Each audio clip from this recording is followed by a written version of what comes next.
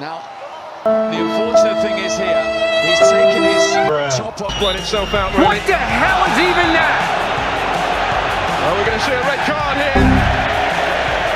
Bro went down like he got hit by a sniper and started fighting for his life. But watch his hands carefully. He literally opened his fingers for a quick peek just to make sure the referee bought his Oscar-winning performance. Down in the area, and Burnley has won this season.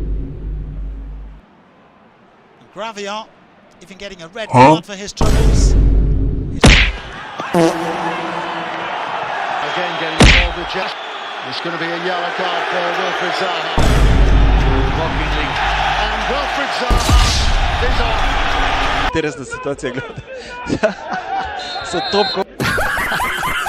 И гледа да сега. Сега там консултация и да видим.